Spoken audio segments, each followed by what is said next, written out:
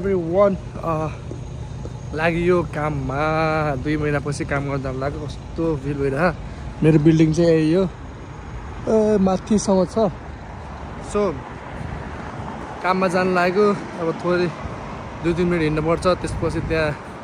बस आउँछ अनि बसमा जानुपर्छ त्यही अब सुरुमा काम गर्न त हल्का गाह्रो नै हुन्छ होला अनि अब काममा सबैसँग भेट्ने हो सबको रियाक्सन कस्तो हुन्छ मैले अब क्याप्चर गर्न पाएँ भने देखाउँछु होइन भने त्यस्तै हो किनभने म यहाँ बुढीसँग फोनमा नि बोल्दैछु अब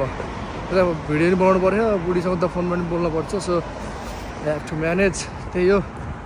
हेर्दै गर्नु होला लास्टसम्म त्यही हो अब आज के गर्छु सबै त्यो हेर्नको लागि अन्तिमसँग हेर्नु होला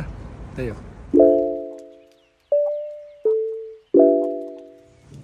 काममा आए यस्तो झेउला अब यही ठाउँमा दिनदिनै काममा आयो अब के गर्ने अब कपडा चेन्ज गर्छु यस्तो कपडा लगाएको थिएँ छिटिक्क भएर आएको थिएँ के गर्ने कपडा चेन्ज गर्नु पऱ्यो कामको कपडा लाउँछु त्यसपछि मेरो जुत्ता मैले मेरो जुत्ता लकरमा राखेको थिएँ क्या निर्मल जुत्ता यहाँ छन्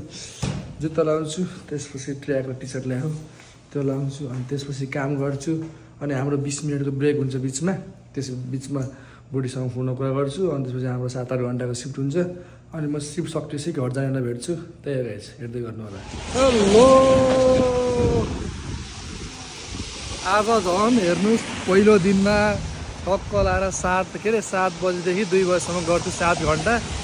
अनि घर जान्छु पहिलो दिनमा गाह्रो हुन्छ भन्ने सोचिरहेको थिएँ लास्टमा त आज 9 घन्टा पेला गर्न पऱ्यो अब घर भनेपछि काम धेरै थियो अब घर भनेपछि गर्न पऱ्यो 9 घन्टा काम गऱ्यो खुट्टा लास्ट गल्यो त्यही अब यहाँदेखि सिधै अब फेरि सब्जीहरू किन्न जान हल्का ग्रोसरी गर्नु घर खाने केही पनि छैन अब त्यही अलिअलि ग्रोसरी गर्न जान्छु अनि त्यसपछि घर गएर आराम गर्छु भोलि दिउँसो काम छ बिहान सुत्न पाइन्छ मजाले त्यही हो हेर्दै गर्नु होला ग्रोसरीको भिडियो म देखाउँछु के किन्छु भनेर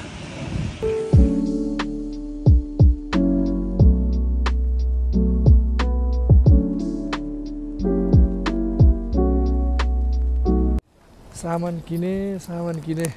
$50 सामान किने अब सामान किनेर अब घर जाने हो गाडी आयो यही गाडी भयो स्ट्रिट कार अब यो जाने घर पानी परेर हल्का चाँडै घर जान्छु अनि आराम गर्नुपर्छ बहुत थकेला गाडी आयो ल जान पाइयो भनेको लास्ट स्टप भएछ यसको के भयो सायद के बिग्रेर होला फर्केर जानुला सो अर्को आउँछ एकछिन पानी परेर म कुद्छु त्यसपछि भर्खरै